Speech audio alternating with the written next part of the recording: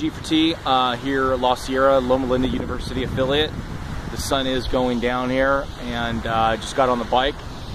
I don't know if you guys can see the view there, but it's pretty clear today in the Inland Empire, Southern California. Water is flowing behind me. And I want to do a quick video on the drought. People have been asking about it, and I may not be any more informed than you guys. I'm reading the same news articles as you. I contacted our local utility company to find out what is the deal, because I think Jerry Brown just passed something where it's going to be 35 to 25% water reduction in the cities. But people that I know, the water rates are pretty much the same, and their water is plentiful and very, very cheap. There's a lot of people I know that have pools that will be filling them up for this summer. In fact, I'm getting an above ground pool that I'll be filling up this summer. So the urgency just isn't there, even though when you look at the data, it's pretty awe-inspiring and pretty scary, so to speak. But it's just not registering in the minds of most Californians.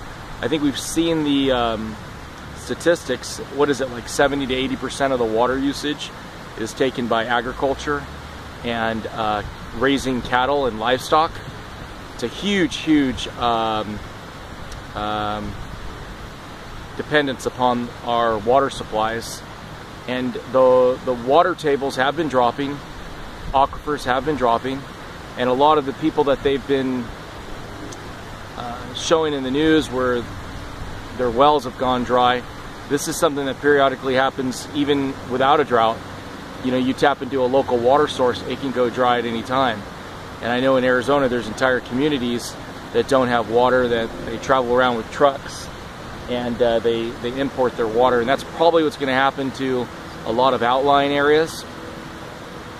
But in general, I just have the feeling that this whole drought in California, the panic that is being propagated out there is probably a little overboard. I've been researching, and I'll put a link in the description bar. We may have been going the last few decades, the last 100 years, we may have been in a unreasonably wet period of our history.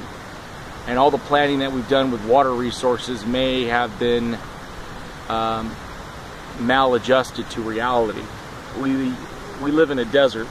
I don't know if you can see those mountains behind me, but if you go up there and hike up there, stay up there like I have for days at end, there is very little foliage, no grass, almost no water.